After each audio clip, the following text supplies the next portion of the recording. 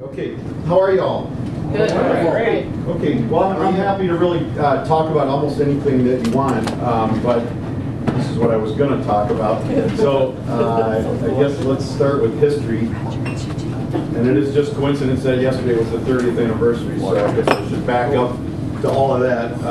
So I came up here to go to school from Chicago. I don't know if anybody else is originally from Chicago. No, only one of you is from Detroit.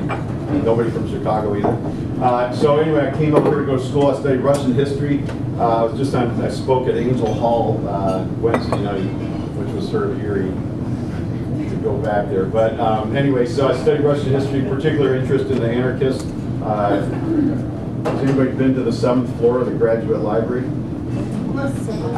Yeah, it's the lavalier collection. We have one of Joe Labady's distant relatives is here this morning with us, so I feel pretty excited about that.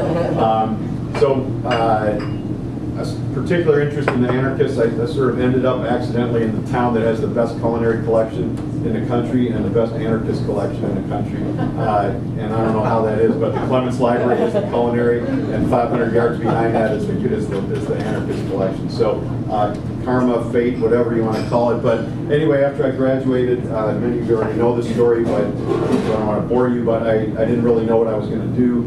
I needed a job. I had driven a cab, Bet's cab, in town. Picking people up at 2 o'clock in the morning at the Wonder Bar was not that exciting. I've been around town for a while, we'll know what I'm talking about. So I needed to do something because I was adamant that I wasn't going to move home and get stuck, doing what everybody else I knew had done, which was like complain about living in the suburbs and then immediately return to the suburbs and recreate the life that my parents had. And I was intent that I was not going to do that, and the best way I knew not to do that was not to go back. And one of my roommates was waiting tables at Maud's. It seemed like a good place to work, so I went in there, thinking I would wait tables. And my belief about the food business is it's still probably the best way to make a lot of money in the food business in a hurry is to get a job waiting tables in a busy restaurant. And they didn't need any servers, so I waited a few weeks, and I went back and suggested maybe I could get a job bussing, and I could get promoted later. And they said they would call me, and I waited another week or two, and I was really running out of money, so I went back and I said, I'll do whatever. And they said, well, how about washing dishes? And I had never worked in a restaurant, so I didn't know that wasn't something you were supposed to want to do. So I just said, sure, no problem, I'll be glad to do that. And that's how I started. So it would be a really fabulous entrepreneurial story if I told you that I had grown up from the time I was 6 and known that I wanted to be a cook and run restaurants. But the truth is I had no clue about food or business either. Both were sort of alien to my family. I mean, obviously we ate, but most of what we ate was like Kraft macaroni and cheese, Mrs. Paul's fish sticks, Pop-Tarts, Frosted Flakes, Cocoa Krispies, fruit cocktail out of the can. Green Jello was my mom's big dessert. Really with pears for like special occasions. Yeah, oh yeah. Was that was the only kind there was? For all the lady people. Yeah, oh, thank you for helping. Yeah. There's yes, and then, Tang and Space Sticks. I don't know if anybody remembers Space Sticks. Peanut butter. No, I hated peanut butter. I still hate peanut butter. Anyway, so I did not grow up with some passion for culinary stuff, nor with business, really. Everybody in my family are teachers, doctors, lawyers, dentists, psychologists. So business was like, all I knew of business was like General Motors, and there was no way I was going there. So, it never even dawned on me. And I don't know, a BA in history, like, all you know really is you're going to go back and get another degree at some point. And I just never made it, so I was sort of the failure of the family for not getting my advanced degree. Anyway, I feel incredibly lucky because I stumbled into great people, into a great line of work. So Paul, pretty much everybody in this room probably knows, and is known for a long time, was the general manager at that restaurant. That's how we met. Frank Carollo, who some of you know, who's one of our partners at the Bakehouse, was a line cook, and Maggie Bayless, who some of the others of you knows her well, started not long after as a cocktail waitress. So I feel incredibly fortunate that we are now 34 years later, and we still like each other, and we're still working together, and we still enjoy what we're doing. And then I also feel really lucky because I found a line of work that I really love. I meet so many people in the world, and it's not in this room, but so many people out in the world who hate what they do and really most of their energies go into figuring out what they're going to do later, or what they would do if they could do it, or what they're going to do on a weekend. And I'm not down on weekends, obviously we live on weekends here in the food business, but I feel really fortunate to have found something that I love. I'm going to touch on the natural laws of business in a little bit, and the ninth natural law of business, as I would see it, is that success means you get better problems. It is true. I used to think success would mean you'd have no problems, but then I realized that would mean you were dead. And that wasn't a problem I wanted. So what I realized is it's really just going after it's about choosing the problems you want and going after them. And I have a really great problem, which is that there are nowhere near enough years left to do all the learning and teaching and cooking and traveling and tasting that I want to do, and I love that problem. So I would happily, as I think many people I know in this room would do the same, sign up for another 100 years of work right now. I'm not trying to get out of work, I'm trying to stay in work. So that's really where we started. So as Rob said, you know, I worked for those guys at Vermont's, you know, which is Dennis and Mike Gibbons and everybody for 4 years. I learned a lot of the basics, you know, how to clean walk-ins, how to clean grease traps, how to check in orders, how to write schedules. Paul left about 2 years into my 4 years that I worked for them, and both in Monahans with Mike. And then fall '81, I realized it was sort of time to move on, because the more I learned about food, the more I realized I wanted to do things a little bit differently than what they were doing, and the same for management approaches. And so I gave 2 months notice. I didn't really know what I was going to do. Paul happened to call me like 2 days later and said we should go down and check out where the deli now is, because it was vacant. And Art Carpenter, who many of you will remember, you know, how many people remember Art Carpenter? It's a while ago now. So he was an attorney who came here from New York. This is one of the great, you know, kinds of stories that happen in Ann Arbor, and why I really love being here. But anyway, he was an attorney who came from New York. He argued Brown versus education, so he was really quite a pioneering guy in the country. And he's the guy who had the foresight to turn Carytown out of the old feed and seed store into what it is. And his office was across the street from the deli on Detroit Street, and so he bought the building where the deli was. It was built in 1902 by the Disderita family. They lived about 5 houses up on the south side of Kingsley, and then they sold it to the Dyroff brothers. There's still, you know, a fair few people in town that'll come in and they're like, oh yeah, I went to St. Thomas, and you know, we used to go in there on recess and buy candy. And actually, I spoke in Marquette last week, and the guy came and told me that. And I said, oh yeah, we hear a lot of that. And he goes, oh, did you go there? I'm like, so I got a lot of paradox in my life, and a lot of paradox. And I grew up in a kosher home, and I wrote a book on bacon, and I'm an anarchist running a $40 million company, but I'm not a Jew that went to Catholic. Anyway, so we went from and Paul took me down there. We went from initial discussion to opening in under 4.5 months. I have absolutely no idea how we went that quickly in hindsight, because today, like, just finding a day where we could actually meet to talk about it would take about 4.5 months to do that. But we opened up March 15th, 1982. How many people were around then? Okay, so it was just a 2-story part of the main building. So when Sarah goes to work every day, it's just where the bread is. That was the wall to the outside. So it was 5 seats. Me and Paul, 2 employees. Here we are, all these businesses and all this stuff. So, I was going to mention that United Bank is one of the sponsors here. I know they've been working with you. I think they have, but they were not there in the beginning because there was no United Bank in Charlotte. But Huron Valley was there. Oh, that's they were. And Bill. 2 over prime. Bill's 2 over prime. Bill McPherson was our original banker. I think I typed your loan documents for you, Ari. What? I think I typed your loan documents. You might have. When she says type, she means type. So, anyways, so you know, when we opened, to Rob's point, I mean, we actually, our vision was very clear, but it was not to have all these businesses. We knew from the beginning that we only wanted one deli. We did not want to be a chain or a franchise. We were very clear on that. We knew that we did not want to be a replica of anything else. So although the press regularly gets us wrong, like they did yesterday, and says we wanted to be a replica of New York. It's actually the opposite, which is we were intent from the beginning that we were not going to be a replica because we like original things. We knew we wanted a great place for people to work and a great place to eat where you could come in and have what we still have now, which is the president of U of M at one table and a family with little kids at the next table and a truck driver who delivered coming around to eat at the next table and a community high student eating like, 28 cents worth of cheese. It's still what's going on now, right? It's what goes on here and it's what goes on at the bakehouse, and we love that.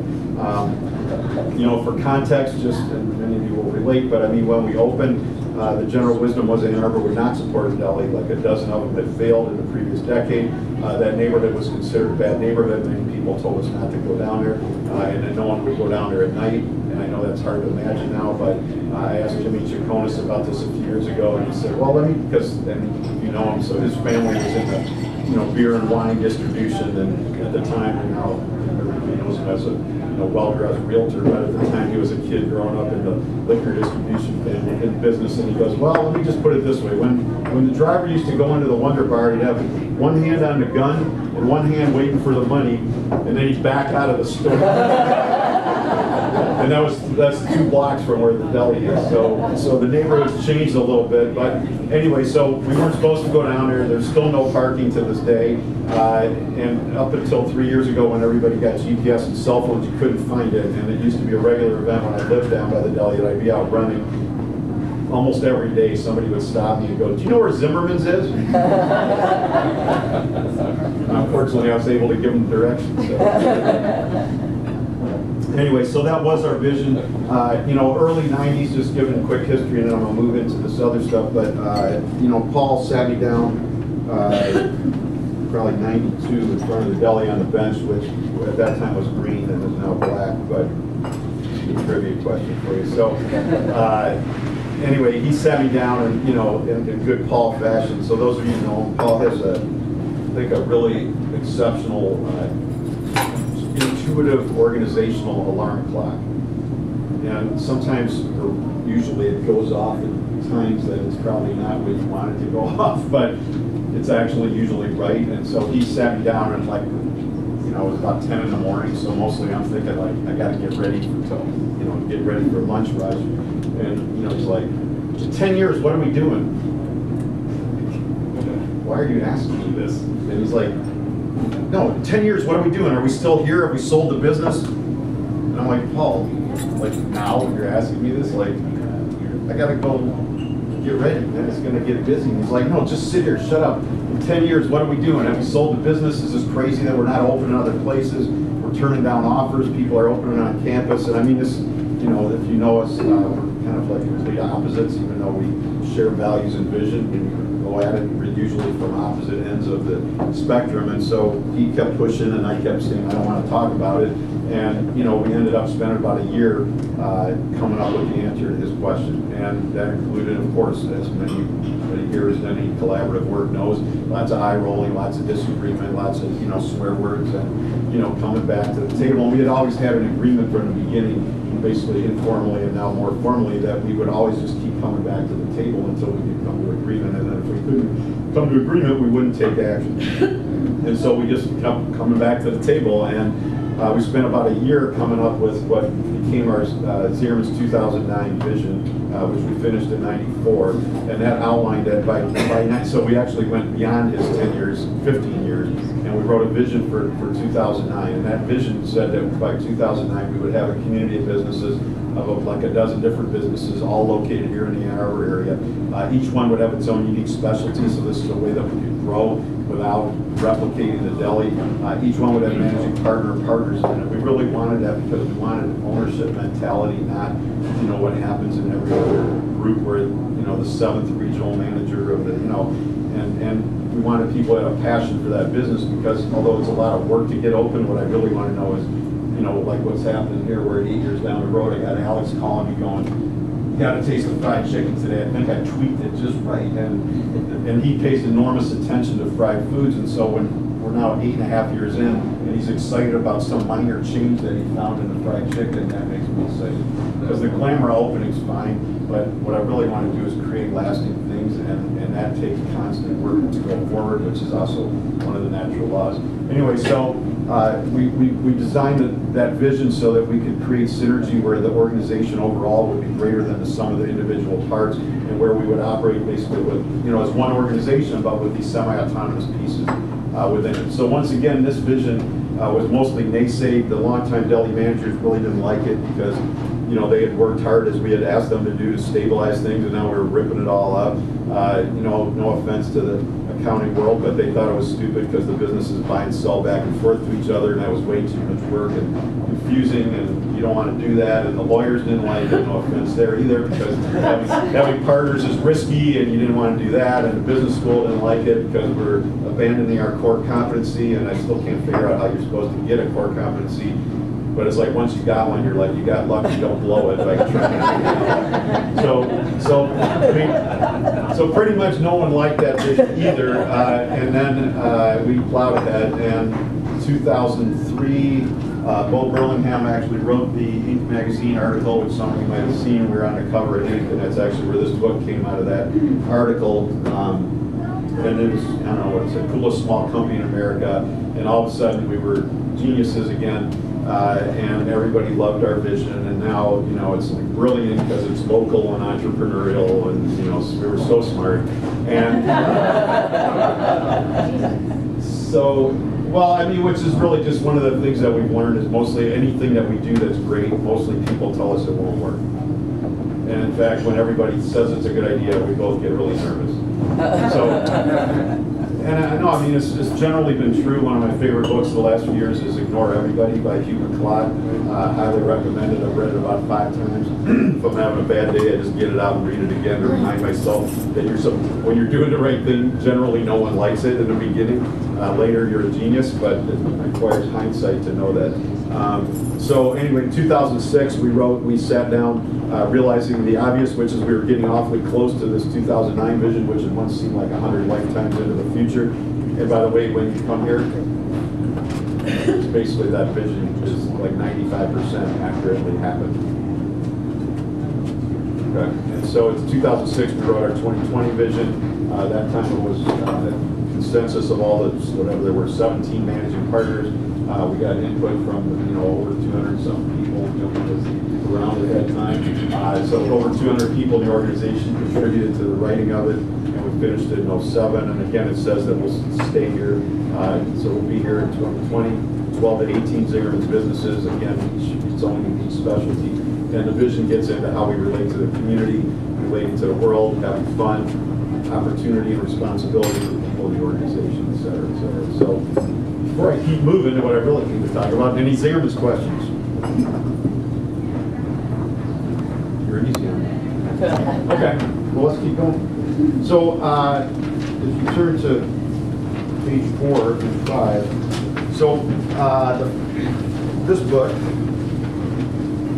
came out, I don't know, a year and a few months ago, the first part.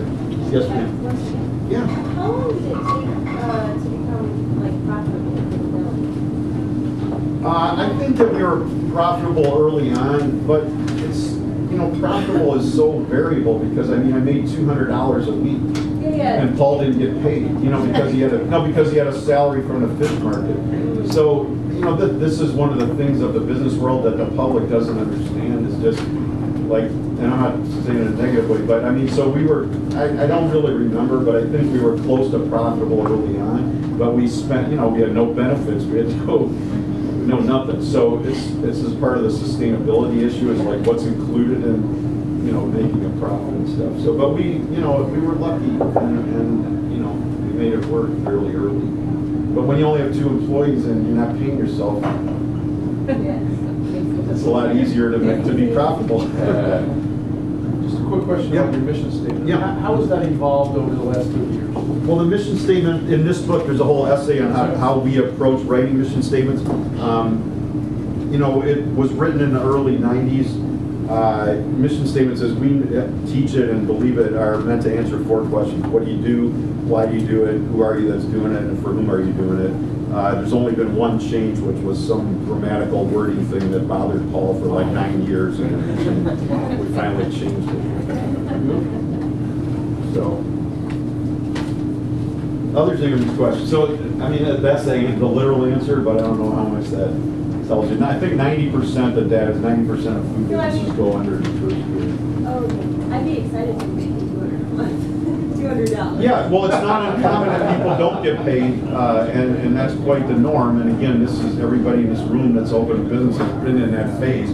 This is also what the public doesn't understand too, you know. And yes, so I mean, it's actually my belief in terms of sustainability in businesses that most businesses are headed towards closing, and that the public doesn't get that, and that they think everybody's making money like crazy because they read, you know, 7 stories in the newspaper about somebody who finally, you know, after 20 years of busting their butt, you know, made money, which is, you know, it's sort of like judging all basketball players by, you know, whatever, Michael Jordan or Kobe Bryant or whatever. It's like, no, most of them never make it to the NBA, let alone get to that point. Most of them just play and play and play, and most of them play out their life in the minor leagues and, you know, end up with other jobs. So anyway, I think most businesses are this tough, and I think the public doesn't quite get that. They're sure you're probably making, because I've seen your stuff everywhere. It's a gold mine. I can't tell you how many times I heard that. We're still looking for the gold mine, but we haven't. If you know where our gold mine is, let us know. What's the service network? Service network is our central staff. So there's a percentage of sales from all the businesses going to pay for IT, HR. Okay, that's shared services between businesses. Okay. Yep. How did you find the people to run all these other companies? Many are from within, which is really our ideal. Some came, like Alex came here because he had worked for Hilton, and he'd been like the corporate chef opening their 5-star freestanding restaurants, which was great, but they got moved every 2 years, and his wife is from Dexter, so they're okay. Her sister's house got sort of beat up here last night, but and they wanted to move home because her family's like 4th generation from Dexter, and they were getting tired of moving their kids every 2 years. And somebody in Pittsburgh that he knew knew us and sent them in to talk. It's never done. It's ongoing. So in the first book, you know, when I wrote the first book, you know, probably the most frequently asked question I get is some version of like, well, what's the secret of what you guys do? Or, you know, my favorite, which is like, I'm coming through town and we're going to open our own business. Do you just have like 5 minutes to sit down and sort of give me the key nuggets of your success? And I'm sort of like, are you really serious? Like, we have 9 2-day Zingerman seminars that we don't even fit everything into that, and I've written 4 or 5 or whatever books, but in 10 minutes you want me to just sort of sum it all up for you, and it's like, you know, seriously. And, you know, they're always trying to figure out the secret, and of course it's a joke because there is no secret. We teach all of it to every new employee for the minute they start working here, and everybody in this room knows there's generally not a lot of secrets. It's going to get very hot in here. I can feel it coming. Yeah. Well, the heat kicks on, and then this is the time of year when the weather's sort of at the cusp. Having done this for 30 years, the never-ending HVAC challenges. Anyway, you don't want to know about that. Anyway, so what I started to realize is that there really is no secret, of course. And I started to realize that although people are looking for like the answer, and they're always like, oh, it's the quality, oh, it's because you're in Ann Arbor, oh, it's you and Paul, or it's servant leadership, or it's open book finance, or it's the training systems. The answer is it's all of it.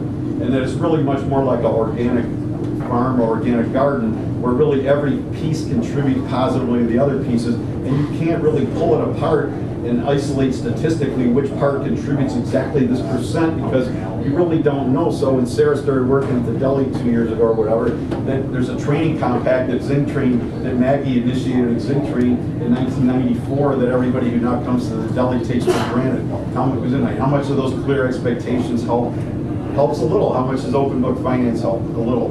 Each piece sort of comes together, and all you really know is that that organic farm or organic garden works in that ecosystem, and that there's basic tenets, of organic gardening or farming that every organic farmer will adhere to, but they will always adapt it to the setting in which they're in because the soil is different, the environment is different, et cetera, et cetera. Okay, so with that in mind, I started to look at the idea of natural laws of business because it's a phrase that Paul used to use for a couple of things, and I sort of expanded on that.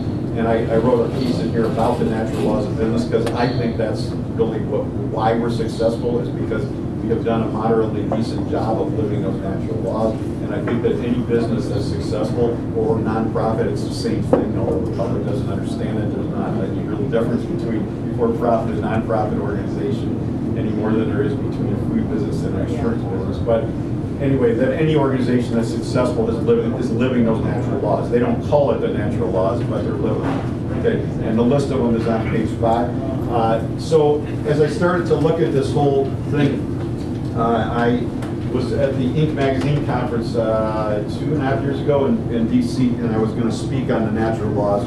The book had just come out, and Gary Hirschberg from Stonyfield Yogurt, who actually just retired, was speaking before me, and so I was listening to him speak, and I generally like to pull threads from the earlier presenters into what I talk about so that there's some coherent context for the people in the audience. And he gave a really fantastic talk about environmental issues, and I can't stand PowerPoint, but he loves it, and he's like got the charts flying all over the place, and you know, greenhouse gases and carbon footprints, and I mean, he did a really great presentation. It was all about the work that Stonyfield had done to actually improve reduce their environmental footprint while improving profitability and improving systems. And it was very, very well done. And as I was listening to him and thinking about the natural laws, it dawned on me that what he and all of us know is that there is an energy crisis that we have created in the environment because we are operating in violation of nature. Now, how extreme you want to think it is up to you, but I don't think anybody thinks it's going really fabulously great with the environment, and let's just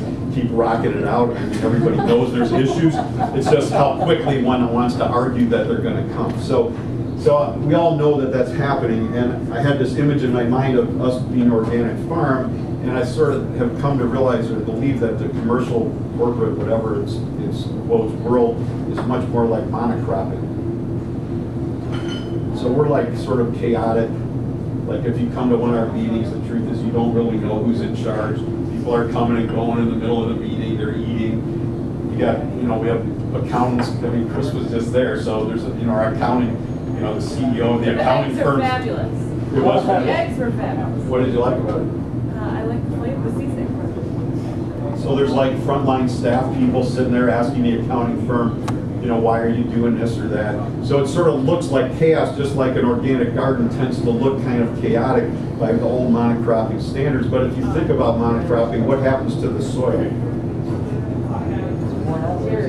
Yeah, the richness of the soil depletes. So you can get high yields for a couple of years by using high yield seeds, and there's millions of years of nutrients in the soil that can be tapped.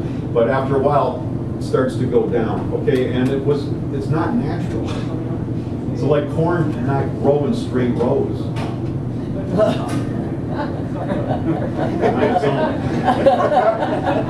Okay, and all the kernels on the cob are not the same color in nature.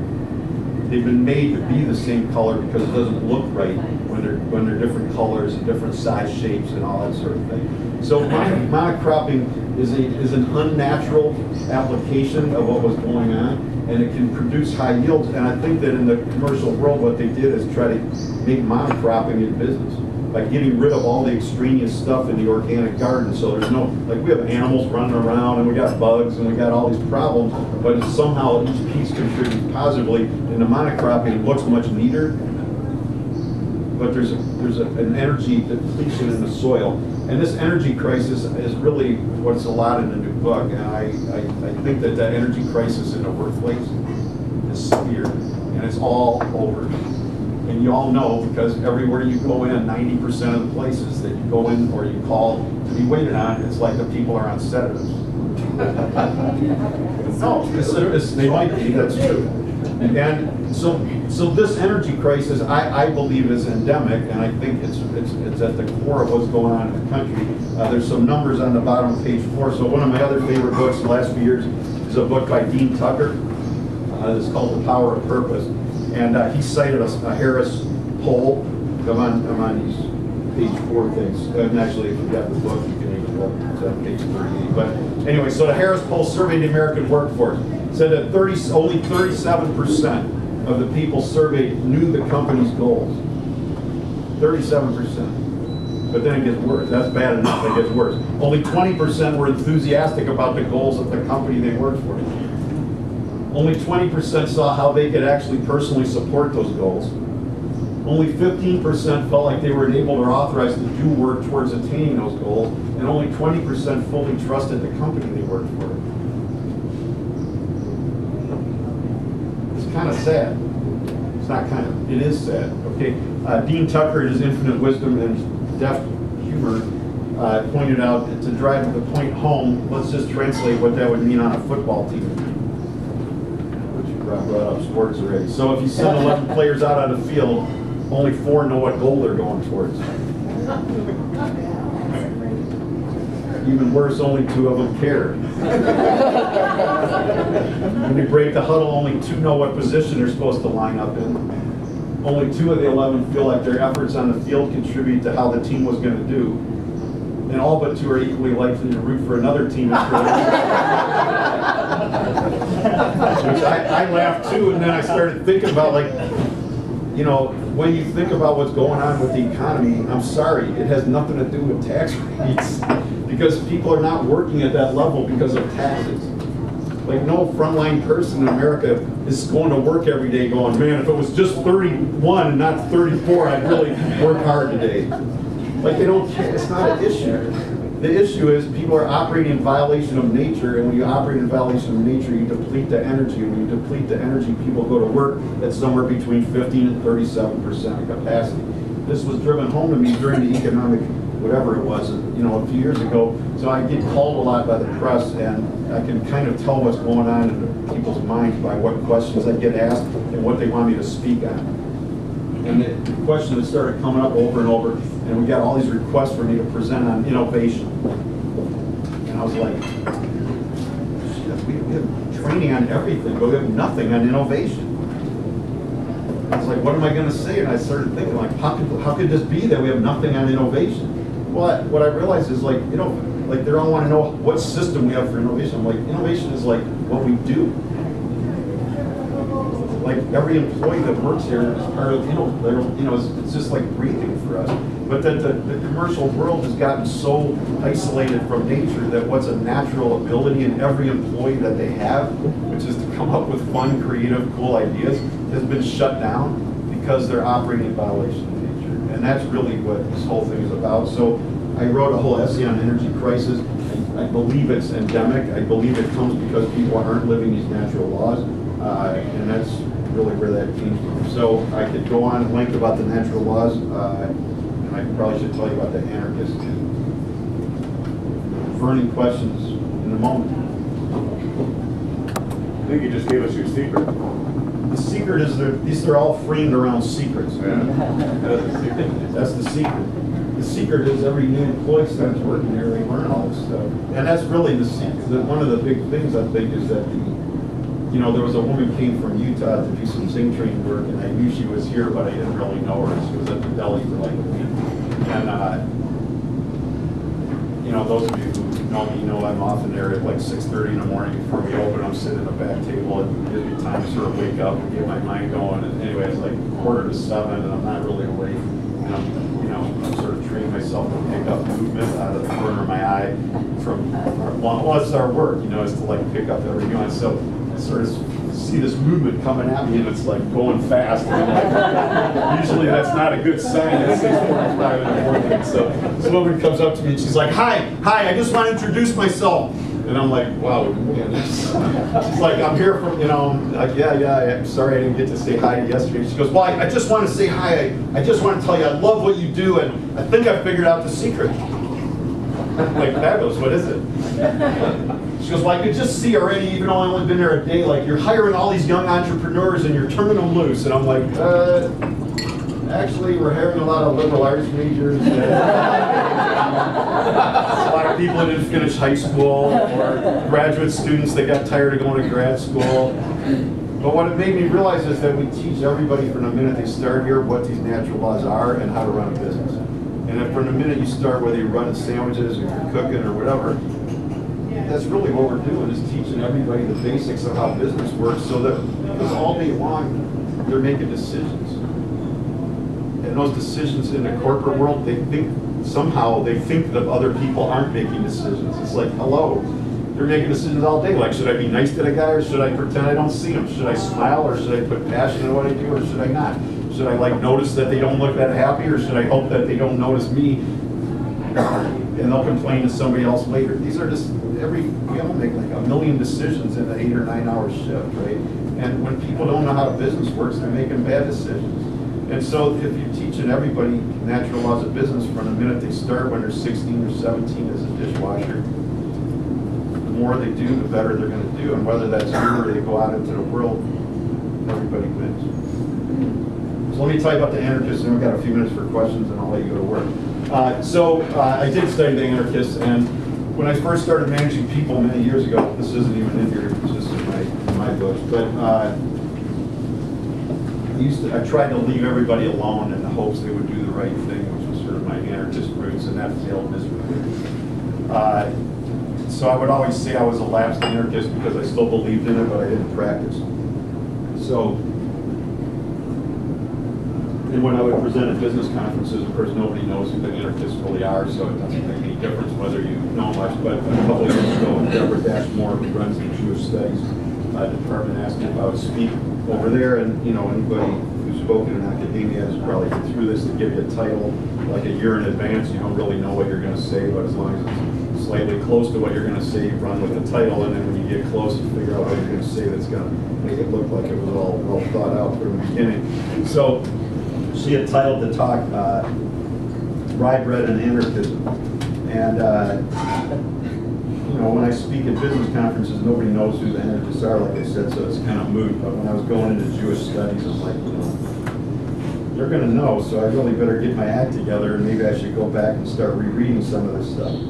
So I went back and started rereading all my old books, and it blew me away, because you know, the most overt piece of anarchism was getting rid of government, and I've long since stopped worrying about that. I don't have a better solution. But beneath that, there was all of this really amazing stuff about positive relationships in life, about treating every individual with respect, about positive, freely chosen collaboration, about why the organization is there to help everybody develop, about respecting diversity, about all of this positive stuff, encouraging everybody to be themselves, and all these things that if I took out Emma Goldman and wrote Jim Collins, and slightly updated the language, you would have thought it was like a modern day business book. And I'm like, but these guys got put in jail, thrown out of the country, and killed.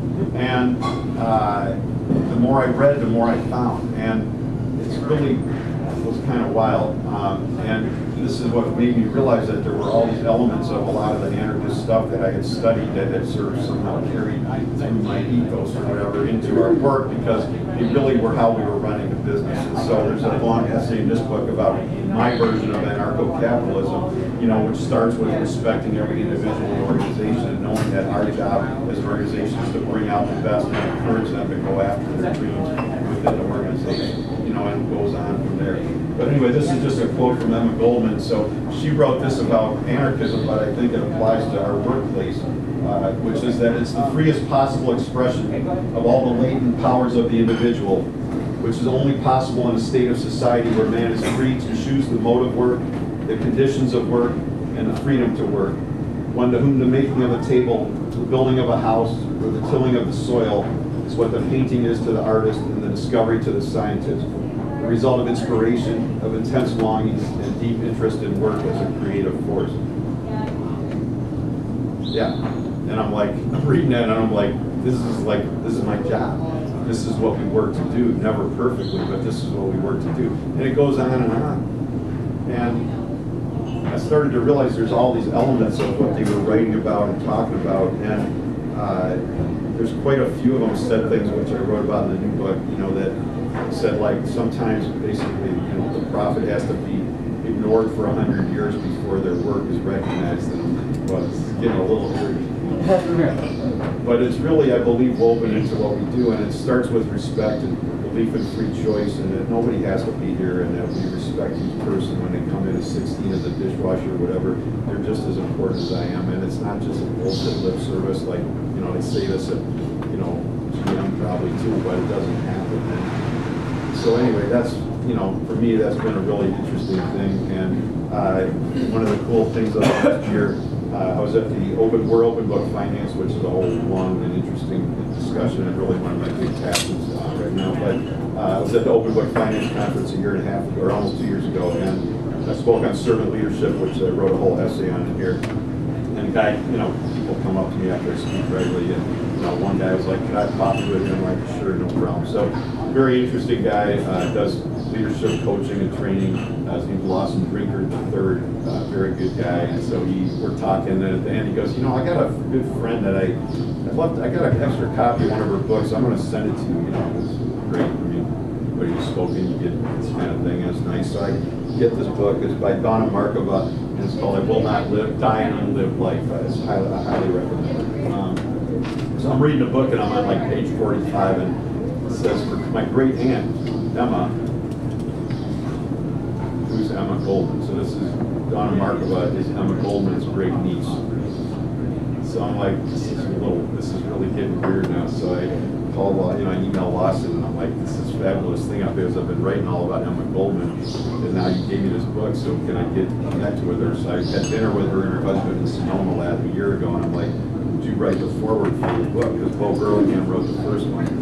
So she did. So there's a foreword from Emma Goldman's great niece, and it turns out that her work, aside from writing books, is leadership coaching, and she's worked with CEOs all over the country, not dissimilar approaches to a lot of what we have. So sort of came full circle. So I could go on at length, but questions, thoughts? I had a question about, Yeah. you haven't followed this controversy about the guy from Goldman Sachs who wrote about the culture there. And, I saw it. I got to tell you, I've reached a point where I mean, I'm like a 3 newspaper a day person, and I barely read it anymore because it's so distracting from, and it's so negative. And my whole work, and there's 3 essays in here on positive energy, and so it's sort of like, you know what? People are like, well, you're in your bubble. I'm like, yeah. You know, we worked really hard for 30 years to make our bubble. I like my bubble. And, you know, and one of the things that, you know, so like one of the things of the Anarchist is like, it's not for me to tell anybody else what to do. All I want to tell you is what works here, what we screwed up, why we learned what we learned, and go do what you want to do. And really, you know, Gustav Landauer was one of the other super interesting ones. He was a German Jewish anarchist who got kicked to death by the German army in 1919. And he said, I'm paraphrasing, but that, you know, he said that the state, trying to destroy the state was a big mistake.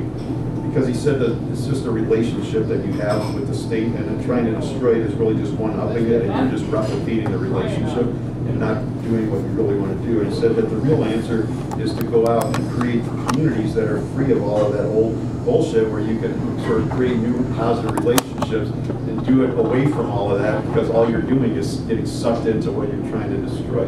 So when I read that, I'm like, that's what we've done. So I'm not trying to get rid of government. Somebody has to pave the roads and somebody has to do the work, and I don't mind paying taxes, it's fine. But the point is just, you know, that we sort of went and created our own setting in which hopefully when people leave here, that they've learned things that they take with them in their life, and that open book finance starts to change the way people approach their lives because they learn about money. And if Felipe, who's out there, who I know learned to open book and went home and made a whiteboard with his wife to pay down to track the renewal of life with fire and light. Inside of us, this time has already arrived. All we need to do now is to keep that spirit alive and spread it. And so I guess I did read it, but it's so far from my world, and it's just, I don't even want to be close to it, because I think they're operating in violation of the natural laws, and they want to. About the piece about the contrast with your culture is that you try to maximize what you get out of the customer. Yeah, well, that's the whole thing of the monocropping. So I wrote about sustainable business. So, you know, and I wrote a lot about energy, okay? And so part of what I started to realize is the cost of those businesses, like no one's calculating it. So one of the things that has made a huge impression, I mean, I've written about it and told the story a million times, and I think I told it when I spoke to your class, but I heard this guy, a panel on organic agriculture in DC in the mid-90s, and there was a panel of growers and, you know, audience of chefs and writers and reporters and all this. And so at the end, you know, they do Q&A, and some guy raises his hand, I'm sure it was a reporter, and he's like, well, that's all fine about organic stuff, and I don't mind paying 10% more, but I mean, how can you justify charging double?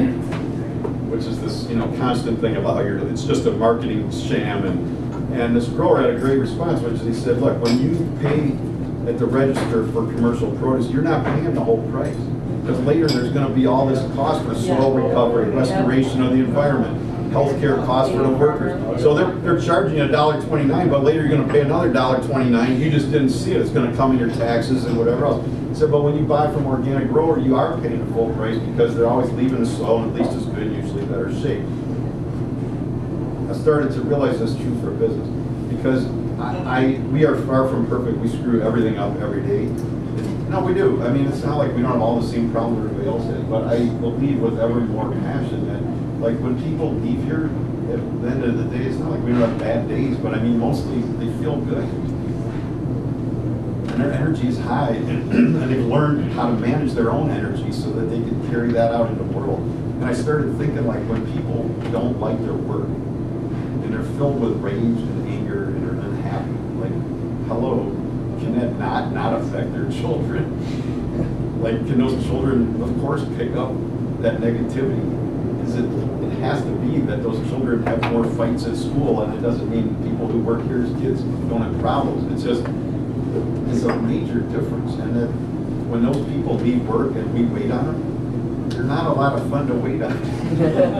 Because they're angry, and they dump it on us, and they dump it on you. And I just started to look at, like, what's the impact of the business is not just the actual work, but like what happens in the community. And that when people here learn servant leadership, and whether they go run a nonprofit or they stay here, they go wherever, that they take that with them. And there's a lot of people that have worked here that have started their own businesses, and that's great. And they can start them in positive, constructive, sustainable ways. And really, sustainable business means everything wins. You know, the community wins, you win, the customer wins, the employees win, the suppliers win. And the old model is all this.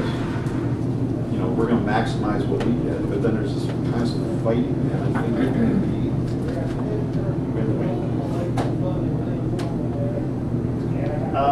Two questions. One is, first of all, do you eat any of your own food? Because I eat all. You don't appear to need to waste size like 15 days. Well, I run I haven't, actually, I went down one, but I run every day, and I think that when you eat this food, you don't have to eat enormous amounts of it, and I think that where you see most of the obesity is in the malls where people are eating cheap food, and I would posit that the finish of that food is so bad that people keep putting more and more in their mouth in order to get rid of the finish, and all those products are loaded with sugar, which physiologically is the first thing you taste. So in order to kill the, like, I mean, I haven't eaten McDonald's in ages, but while you're eating it, if you're like going fast and not paying attention, it's not that horrible. It's just half an hour later, you can't get, like, I mean, I'm at the point where, like, when I'm running in the city, like, I will cross the street because the aromatics get on my clothes and I can't get it off. So, but when you eat good food, like, the truth is you could have one bite of that coffee cake and stop, and it will still taste good an hour later. So I think that you actually end up eating less because it's good. So this is, again, back to the sustainability. The price per ounce may be a lot higher for ours, but the price per ounce of pleasure and enjoyment is a lot lower, actually, and that you actually eat less than your healthcare costs. What's the real question? My real question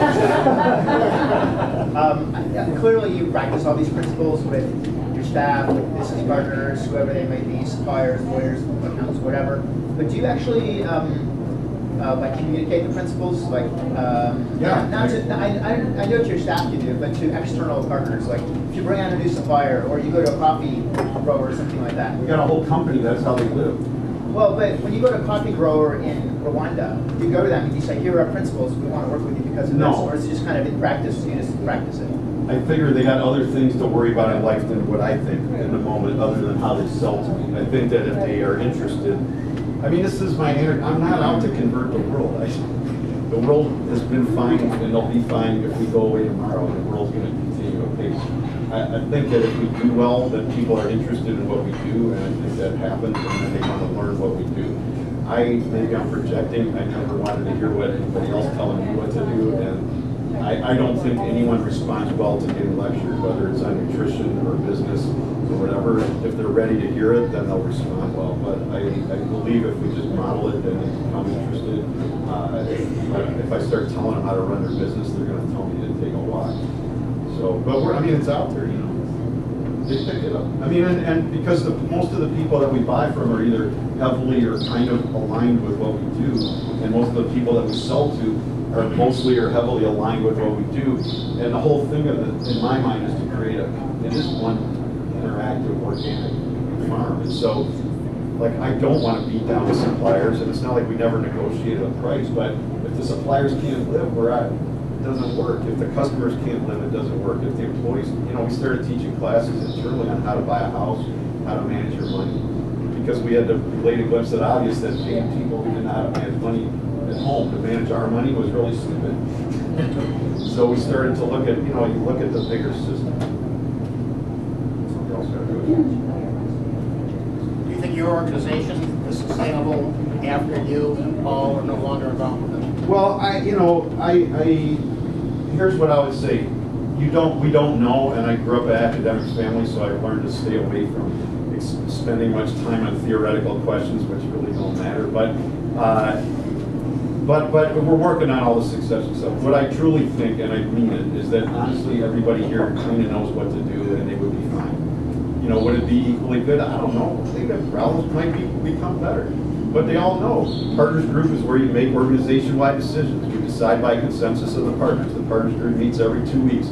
They all know the guiding principles. They all know how to write a vision. They all know how to run open book finance. The huddles happen whether the partner is present or not. They all know how to give service. They all know how to make it work. And they all know where everything is because it's all open book. Not does Sarah know where every single thing in the company is? No, but if she started asking 5, 6 people, you would find it. So, and we do panels. I mean, you can ask her, Tony, or any of them, but they know what to do.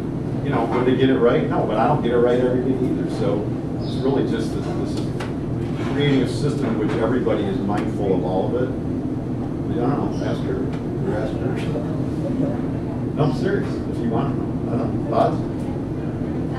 Yeah, I would just reiterate everything you said. And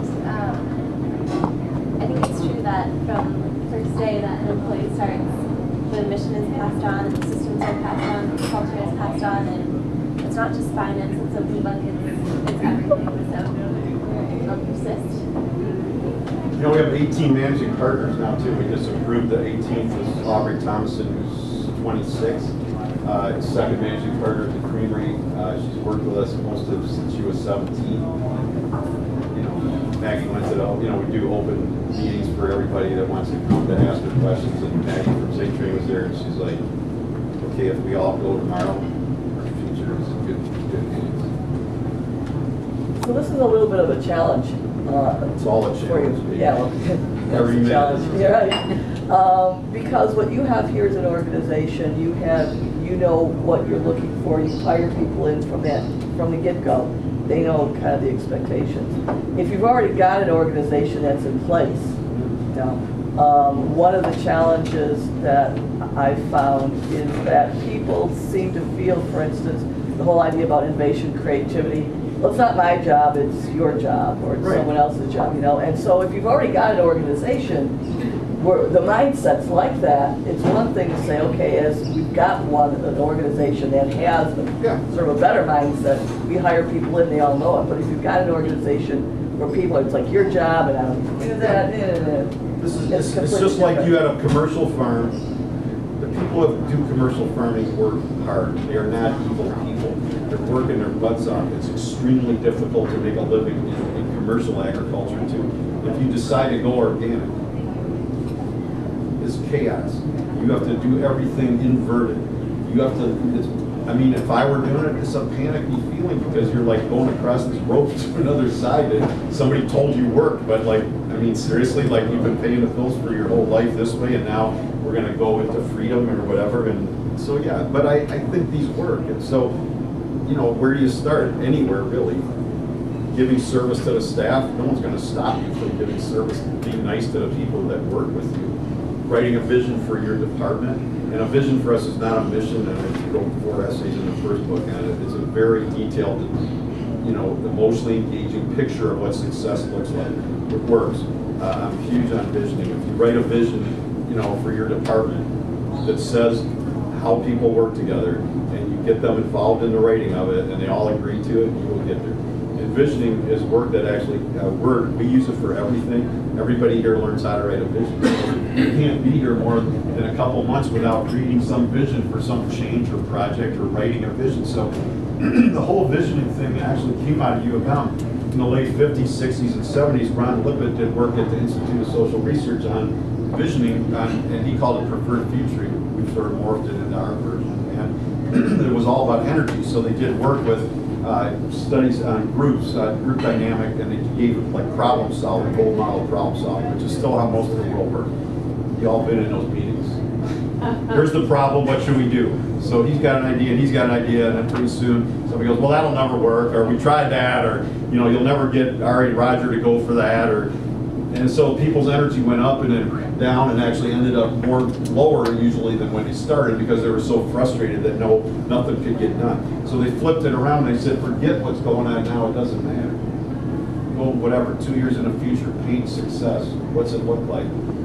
People got more, they say they got more creative. They were, in my opinion, no more creative. They just were allowed to get their creativity out because they were equally creative in the whole model. They started to get excited. The answers became more out of the box. So the visioning work creates, it's a natural thing. People do better when we're working on a positive future. The problem is we're all trained and raised to critique, which is the opposite. So here what's happened is, you're right, we built a culture where like if you don't, and I sometimes forget too, you go, where's your vision, dude? And I love that. Because when you got an organization where an 18-year-old will tell the CEO, where's your vision, dude? No, that's success, because that's the health of the organization. That's why I'm not worried about the continuity, because they can critique me fine, but the point is that they know, if I'm gone, they already know to write a vision. And that's where it starts. Ari, I wonder, you've given us a lot of insight, a lot of gifts, and I guess I'd like to see if we can give you back a few things, and not only you, but Andy and Rachel, and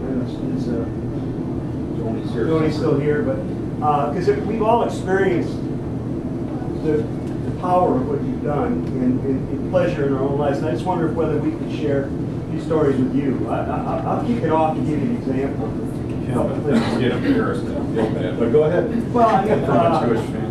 All right, so one is it's only like 2 restaurants I really go to in Arbor. One is you and the other is Zola. Both start with Z. Is that even? But when I talk to the owners of Zola, they train with them, and there's so many principles that. So you think about this organic idea. You've spread the seeds of good service throughout the community, and some of the best institutions in town, they have people in there working. So that's one gift I wanted. Another one that we've experienced here is Mandy. Mandy has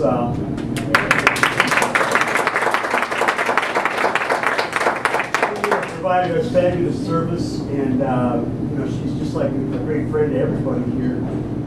So now, did you find Mandy and you were really lucky? Yeah, probably.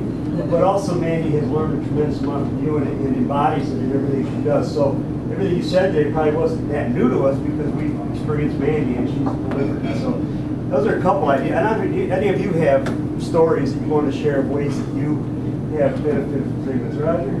Yeah. You had a Ari, question too, which we didn't get you to. talked about being in your bubble. And that bubble's been very successful.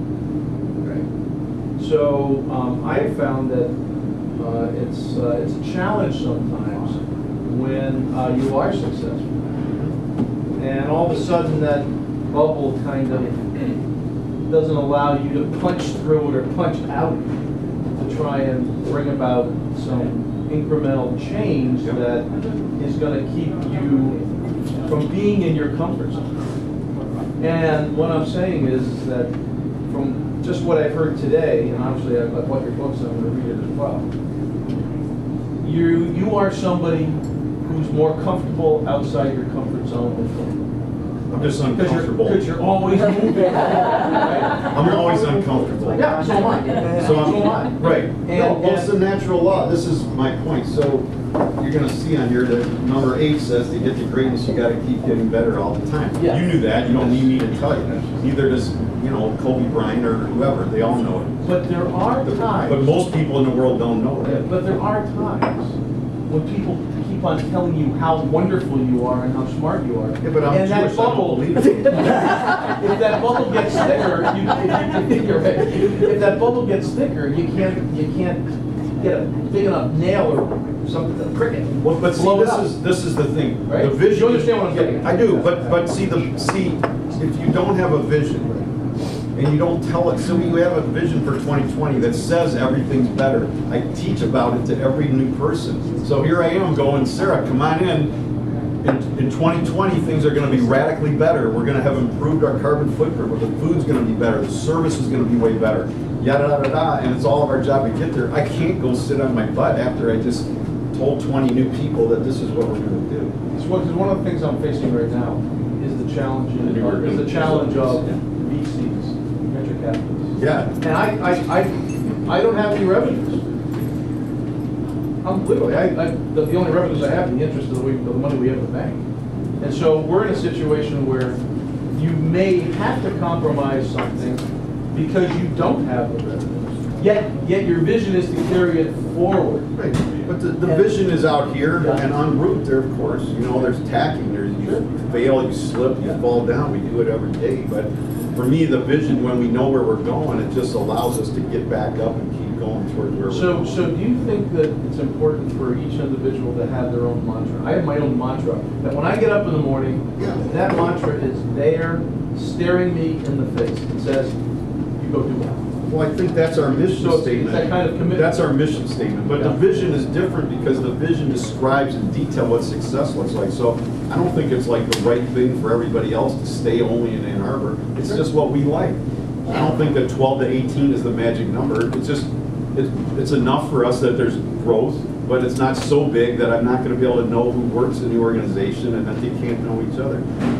Is high quality food what everybody has to do? No, it's just I don't want to eat bad food, and so the whole thing is about congruity. And one of the pieces in here is it's all one life, and so this whole thing of life versus work. It's like, hello, I'm alive at work and I'm working at it when I'm outside of work. So I don't really understand what the difference is if you create congruity. So what I'm going to do is thank you because you've pushed me to the edge here today about doing something. I'm going to turn my investors on their ear.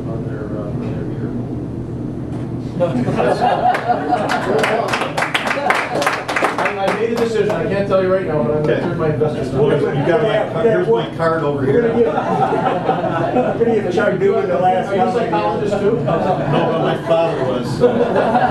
It's all psychology. Chuck. Yeah, well, Bob asked us to contribute a story that may be helpful to you. I knew Tom Monahan in the very early days when he had. He's not an anarchist. But like you, he is charismatic. So, and he had very strong values and very strong belief systems, which he effectively communicated to his staff. He was called many people called him his employees dominoids. They bought in so fully to his set of principles, if you will. So we got a guy that's 26 years from Monahan right now. No, he lived these natural laws, and he lived them well, man. Early he loves on, our scopes. early on. You are an anarchist, and you are encouraging anarchy in this little discussion. Early on, If I lose my job, I'll tell you. he had a rather conventional pizza outlet, and he had a fire. And some of you are familiar with this story. And he didn't have the money to rebuild, not completely, but the ovens were still working. And he found that he could still make pizzas and he could still sell soft drinks. And he found he made more money that way than with his full service operation. And everybody told him he was crazy. But he was right. And then everybody else was wrong. Yeah. That was good and that was bad. Because from that point on, he had his core set of beliefs built around this is all you ever do. And it served him extremely well. for a long time, but there came a point when that core belief was wrong. And my admonition to you is that I don't think it's going to be a problem because you are always questioning. These are not tablets. These are not tablets that are given to you by God. Everything has to constantly be evaluated. Yeah, there's no guarantees. I mean, it's all can go wrong. What I believe is part of what's flawed in the old model is the belief that the senior exec knows what to do. Because we don't. No one knows what they're doing. We're all making it up.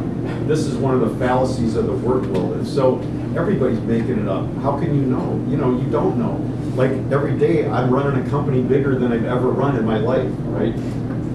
The environment's changing. You know, we don't have a thing that goes, here's the 6 things to do after the tornado in Dexter the night before. You know, well, we have our values that talk about how we interact with each other in the world, and we have a clear vision of where we're going. So I agree with you, and I think the key is that everybody, by creating an open setting, right, that's collaborative, then we help to overcome that, because the old model is the 6 guys at the top, and mostly it was guys.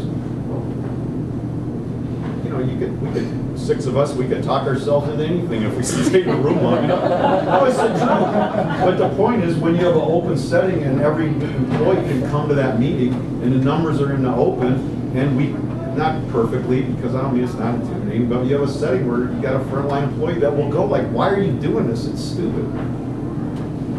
And then you have to answer them, and their questions are really, you know, so like, people go like, do you have a board of directors? And I mean, I'll tell you that, like, my experience with boards of directors, no offense, and Paul's on like 8 of them, and I won't get on any anymore, but is they go, well, have you considered that, and have you thought about this, and what about that? And I'm like, guys, this is what our employees ask at the huddles, and they're 18, and they're studying organizational studies or biology, and they ask exactly the same questions that you're asking, but they're not sitting there in a suit going, well, I checked a website, and have you considered these options? It's like, and they're not bad questions, but it's like everybody in the world kind of has the same question. I wrote about Murray Bookchin, who was a nice Jewish anarchist who lived in Vermont, came from New York City, and he died about 7 years ago. And he said, paraphrasing, that every normal human being is essentially capable of running any organization that they're a part of. And I think that's true. And I think the old model is to treat people like they're dumb, and then they act dumb. And to your point, I am dumb sometimes, but I bank on Sarah and Rachel and Mandy and Joni, you know, knowing that there's other ways to work, and that if we screw some up, they're going to bust us. So that's what I'm thinking. I think we probably should wrap up because it's getting near 9. I know a lot of people actually have jobs. Yeah, they should. We charge a lot of money for this. But I'm happy to sign books or let you go. I think we want to wrap up. I got a couple of quick announcements. Our next CEO Connect is very usually with a CPA named Bill Herman. And Bill, Bill knows very well, has written a book called Succession Planning, and he grew. Over the 30 years we've known Zingerman, he grew Plant Moran. Oh, was it? Okay. He grew Plant Moran from a small mom-and-pop shop to this major consulting company. And if you read, so we read in a group that Bill's in and several other people, leadership, about his principles. And we had read your book. I said, oh my God, these are the same principles that the CPA has developed to grow Plant Moran. So he's going to be talking on April 20th. One other thing, there's a couple people in the room that are part of a new effort that I'm putting on called Emerging Leaders Connect. Michael, raise your hand, Brad, Trina, anybody else on the list who's been part of that. But we're planning in June an event especially focused on the young entrepreneurs, the CARAs, the people that are just getting started. Age doesn't really matter, but it's just the new entrepreneurs. And so it's Emerging Leaders Connect, and if you want to be part of the planning of that, let us know, because we're putting together a couple planning meetings. We're going to put on this event in June for a CEO Connect morning. Can I just wrap up? Yeah. So the last thing I was going to do is just the 12th natural law is that great organizations are more appreciative and the people in them have more fun. I think it's a natural law of organizational life. I used to think that that was they were having more fun because they were successful. But I realized that partly they're successful because they're having more fun, and that it's iterative, and that having fun is in our vision and it's in our values, and that we actually work at it. And the whole thing about energy, which I wrote a lot about, is that we have adopted positive energy as our definition of professional fun, and we teach it to everybody. So anyway, I'm switching to the bacon book for a minute. Guy asked me last summer, like, he's like, what's the difference between the books? It's like, Really? one's about bacon and one's about business. And I don't explain it to you any better, but anyway, I'm not speechless that often, but I was stumped on that one. Anyway, when I was doing the research on this, I came across this guy, this book called Adventures of a Bacon Cure, published in England by a guy named Maynard. One name, like Madonna. And so I was really excited to get the book, but I couldn't find it anywhere in the U.S. I ordered it from England. I get the book, I'm waiting. I get the book, I'm all excited. I open the thing, and it's like all ugly, and like we're totally into design, and you know, bad paper, bad photography. But like I started reading the book, and it's like amazing wisdom of life through bacon. And the guy's like 75 now. He started as 14 as apprentice bacon cure in England. Super interesting. You know, and all this stuff is like he went to the Amish and he studied, but he learned this about life. He went here, he learned this about life. And it really was, I started thinking, I'm like Khalil Gibran of bacon. And you know, it really was amazing. So the 12th natural law, I really have learned that it's critical to find the joy in every small thing, because really all there is it's a beautiful day in March in Michigan. And you know, the scones taste good today, or that you all are here and I get to be here with you. And I feel really, really fortunate for the chance to do that. So anyway, Maynard said, the secret of life is seizing as much happiness when you can. If you leave it too long, it may be too late.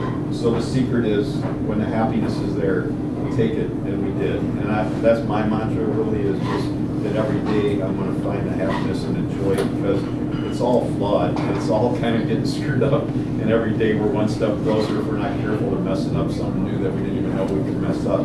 But that I got to try to find the joy and work hard at that. And I appreciate being in this town and having the chance to really work with great people and great customers, and I feel so lucky and so fortunate to be able to do that. And thank you all for 30 years.